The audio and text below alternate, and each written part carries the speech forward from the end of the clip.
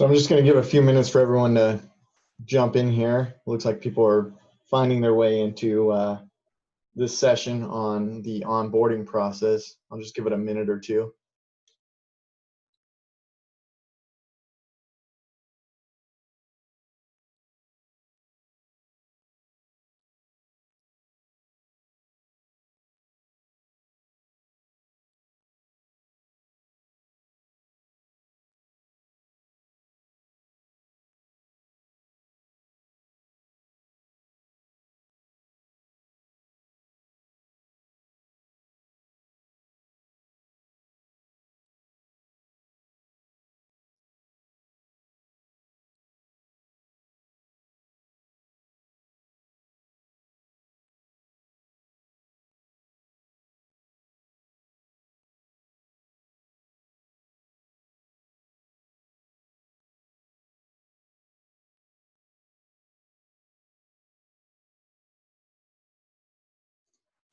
All right, it looks like folks are joining, and maybe I'll give it just another minute.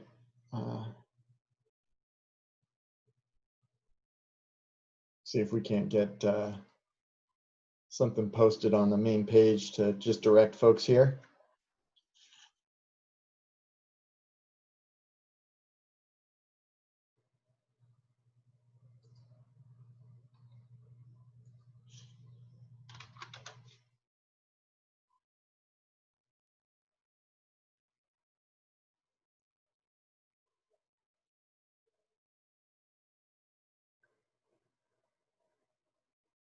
All right, well, I want to thank everyone for joining me. So this session is really about our onboarding process. So what does onboarding mean? Essentially, that's when we take your pile of plans, whether they're hard copy like you're seeing here, or they could be digital PDFs, AutoCAD files. So onboarding is basically taking your plans and getting them into our system so that you can use them in the UVARA application. So the onboarding tasks, they really differ depending on your infrastructure, the size of your facility, your campus, but they are typically composed of the following tasks. So we're going to have discovery process, we'll have a map creation process, a verification process, we'll do analysis and reporting, and then we roll it out to you. So each one of those, let me talk about them specifically. Discovery. So the discovery phase is really, that's where we're gonna, on most of our projects, we will do high resolution aerial imagery acquisition. So that's either gonna be by a drone or we'll have a fixed wing aircraft gather that high res aerial imagery. And that's really critical for a lot of things. It helps locate your utilities. You can see them from the aerial image. But that image also, the high-res image is given to our clients so that they can use them for further analysis, whether it's roof analysis or vegetation analysis. So it's a very handy image to have. Also for master planning as well. After we do the high-resolution aerial imagery acquisition, then we're going to go and we're going to do plan room inventory and acquisition.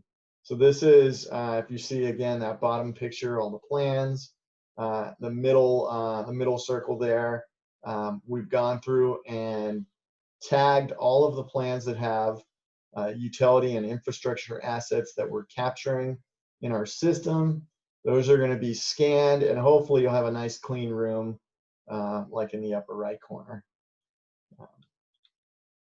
Once everything is scanned and our team has it digitally, that's when we're going to go through and do our map creation. So part of that map creation is geometric asset creation. So these are all your pipes, all of your structures, catch basins, water valves. So we're going to take the plans and we go through them historically. So typically we like to start from your latest topographic base map that you have in a CAD format. And if you have a utility map, we'll start with the latest utility map, also if it's in CAD.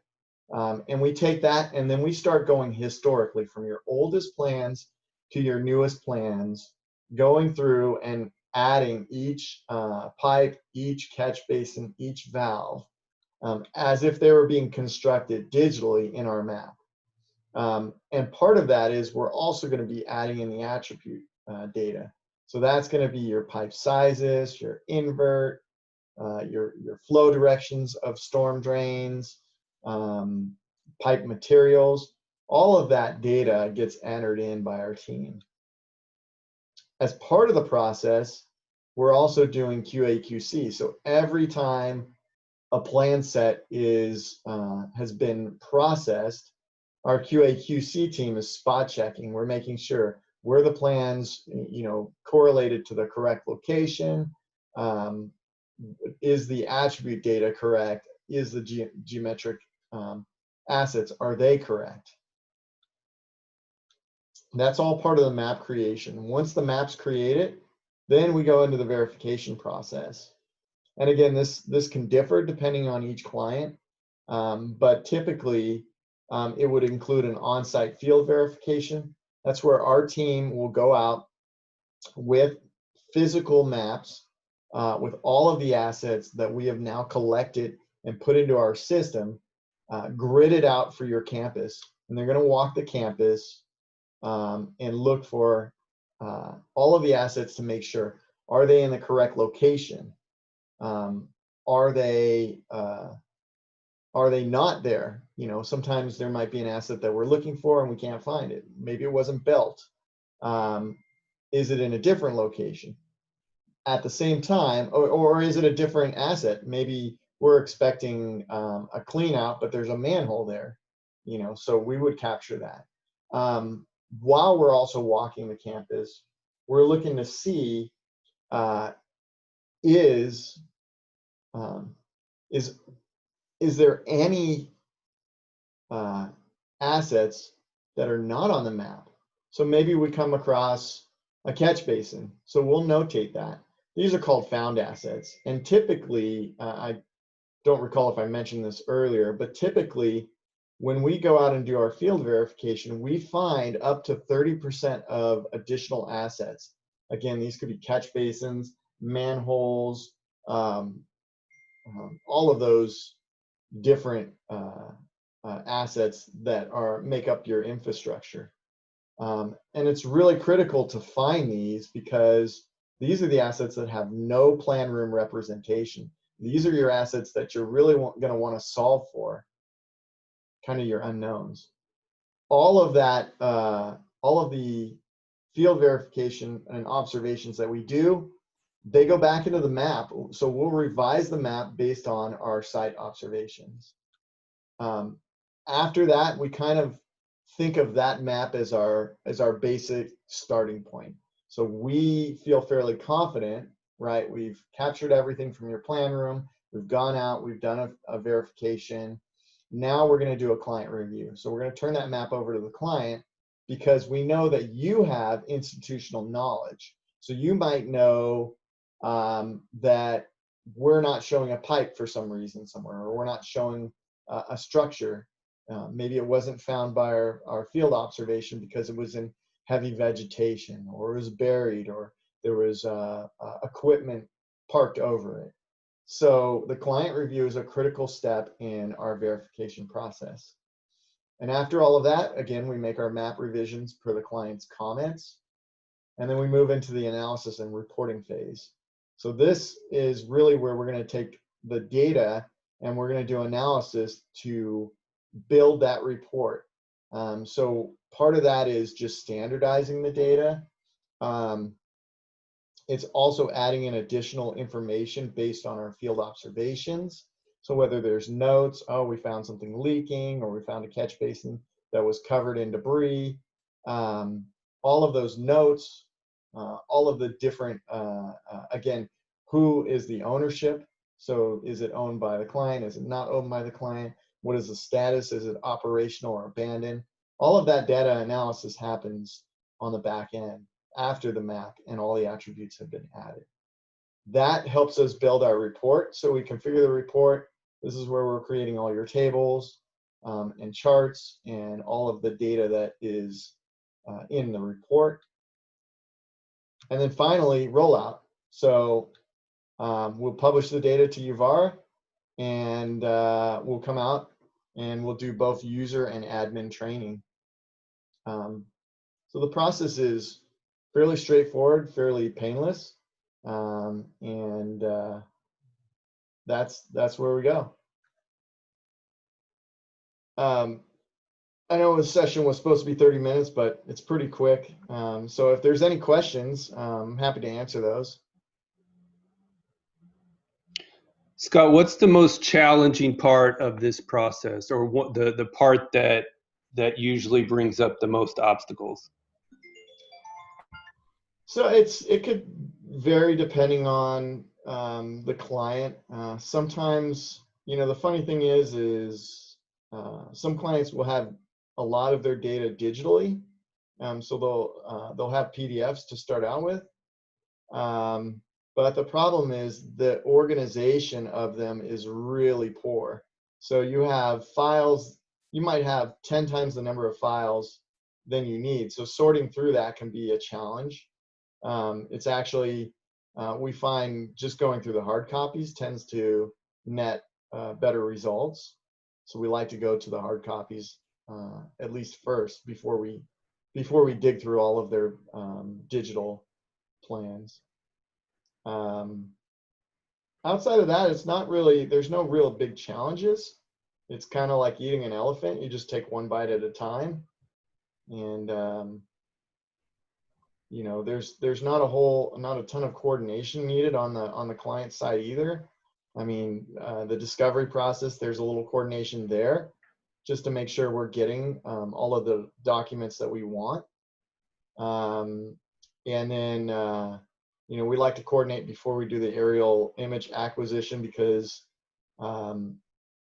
we typically want to do that on a time when the facility is at its lowest use. So you don't have a lot of cars parked. You don't have a lot of people walking around. We might ask the facility to mow if they've got high weeds, to mow and do some maintenance, just so that if there are utilities in those areas, they're visible as part of the aerial acquisition. We usually will ask them to do the same thing when we do our field verification, because, and this is a true story, we had a technician go out to do field verification, and they're walking through, it was like almost chest high grasses and weeds, looking for utilities, and they found most of what they were looking for, and they had to go back the next like a day or 2 days later, and somebody from the maintenance crew had gone through and mowed that whole area, and so it was extremely easy at that point for them to find all of the utilities, because these chest high weeds were gone. So just the memo hadn't gotten out fast enough, I guess, to the maintenance crew to mow that area. But yeah, I mean, those are some of the thoughts I have on it. Thanks. Scott, we have some breakout sessions now, so just 15 minutes before we start the. Okay, excellent. Thank you. Any other questions before? Yeah, so it looks like we're going to start the breakout sessions at 2:15, and those will be Jim Grassi, Rob Barrowman, and Lee Sada. Yeah, we have in fact, before that, some breakout sessions that people can mix on Zoom, and then they go to the. Oh yeah, I see it. I see. I'm out of time. I'm out of time. It's 2 o'clock. Looks like you guys. We've got a breakout session starting right now. So if there's any questions, my email's down at the bottom there. Again, in the chat room, you can hit me up in the chat room here really quick. But yeah, feel free to email me, and I'm happy to answer all your questions regarding onboarding. Yeah, and due to time, the session on the mobile app has been canceled. So if anyone would like a demo of the mobile app, you can email me at rwallace@uvara.com, or you can just hit me in the chat on the next in the next session, and I can make a note of it, and we can just set up an ad hoc session to go through the mobile demo. All right. Thanks, everyone. Thanks. Thank you.